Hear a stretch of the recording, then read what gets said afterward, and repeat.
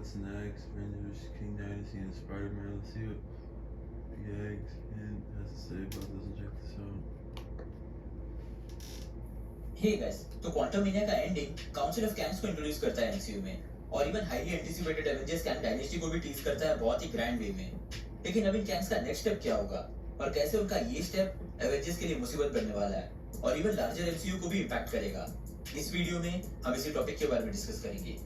शुरू करने से पहले अगर आप इस चैनल पर नए हो तो सब्सक्राइब जरूर कर लेना so that आपको हमारे लेटेस्ट वीडियोस की अपडेट्स रेगुलरली मिल सके। So without wasting any further time, let's get started.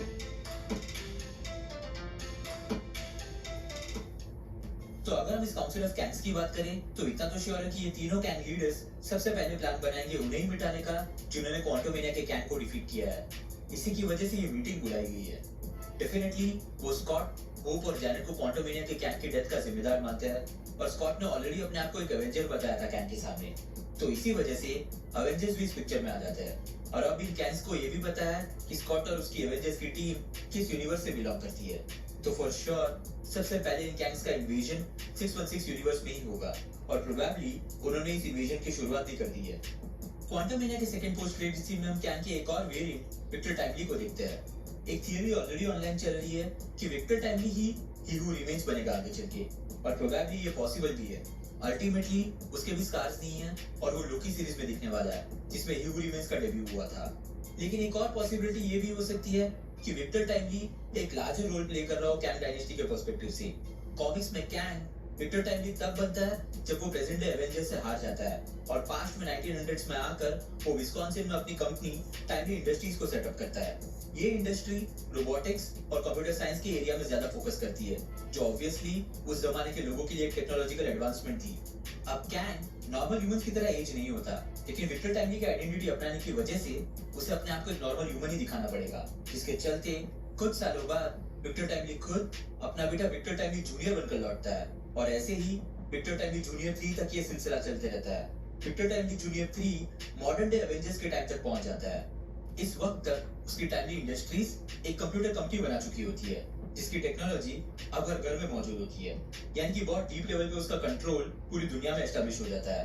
Of course ये सब उसने एवेंजर से बदला लेने के लिए ही किया था, लेकिन ये सिमिलर प्लॉट हमें एमसीयू में भी दिख सकता है। 616 यूनिवर्स में फिलहाल टोनी स्टार्क भी नहीं है जो इस यूनिवर्स को और ज्यादा वल्नरेबल बनाता है।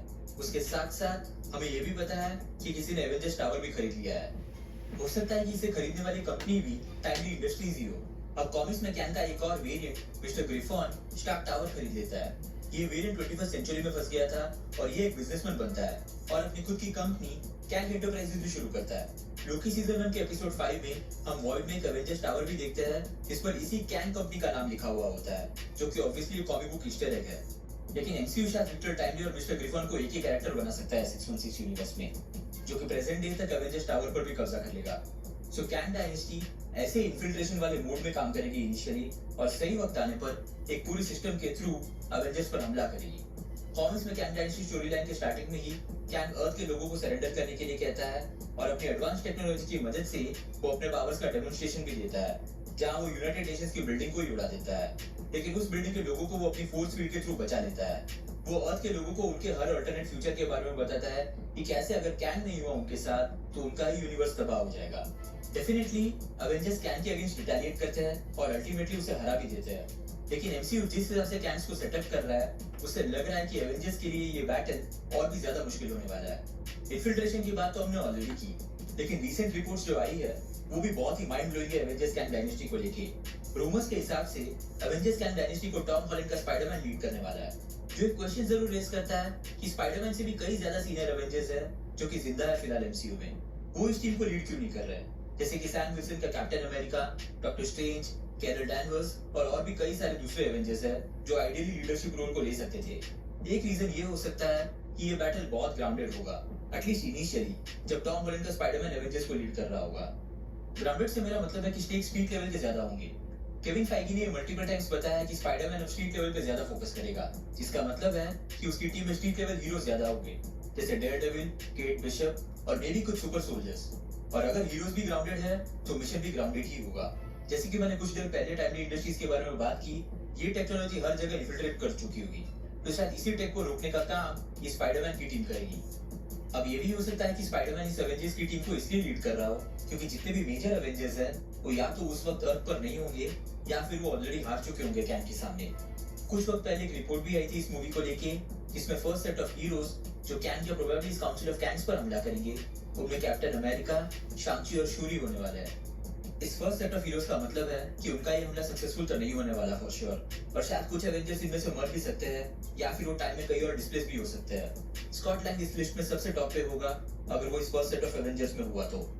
क्वांटम के क्लाइमैक्स में एक वक्त ऐसा जरूर आता है जब प्रोबेबली हर किसी को लगा होगा कि स्कॉट लैंग की डेथ हो जाएगी, और ऐसा इसलिए हमें लग रहा था क्योंकि इस मूवी के राइटर ने इस पॉसिबिलिटी को कंसीडर भी किया था एक वक्त पर। अब same writer Jeff Loveness Avengers Kang dynasty को भी लिख रहा है और उन्होंने ऑलरेडी एक हिंट दे दी है कैरेक्टर डेथ्स को लेके। उन्होंने कहा है कि वो इन डेथ्स को बचा रहा है एवेंजर्स कैंग डायनेस्टी के लिए, और इन्फिनिटी वॉर में भी ऐसे ही हुआ था। वो मूवी शुरू ही होती है हाइमडाल और लोकी के डेथ से, जो बिगिनिंग से ही थानोस को एक डेंजरस विलन बना देती है और एवेंजर्स को वल्नरेबल। सेम चीज वो यहाँ कैंग या काउंसिल ऑफ कैंग्स के साथ भी करने की कोशिश कर रहे हैं। तो डेफिनेटली एवेंजर्स कैंग डायनेस्टी एक मैसिव स्कोप की मूवी होने वाली है जिसमें स्टेक्स काफी हाई होंगे, प्रोबेबली ऐसे स्टेक्स जो मल्टीवर्स को ही ऑलमोस्ट खत्म कर देंगे, और इन सब के सेंटर में होगा 616 यूनिवर्स। ये स्टोरी लाइन फिर आगे चल के सीक्रेट वॉर्स में कंटिन्यू होगी जहाँ शायद कॉमिक्स की तरह ही बचे कुछ मल्टीवर्स का एक कंबाइंड बैटल वर्ल्ड हमें देखने मिलेगा, और शायद यही पर हम सभी पुराने मार्वल मूवीज के कैरेक्टर्स भी देखेंगे जो एमसीयू का हिस्सा नहीं है फिलहाल। तो ये थी मेरी थियरी कैंग के फ्यूचर और एमसीयू में उसके इम्पैक्ट को लेके। आपके हिसाब से इस काउंसिल ऑफ कैंग का नेक्स्ट स्टेप क्या होगा, और कैंग लोकी के अलावा और कहाँ पे दिखेगा हमें कैंग डायनेस्टी से पहले?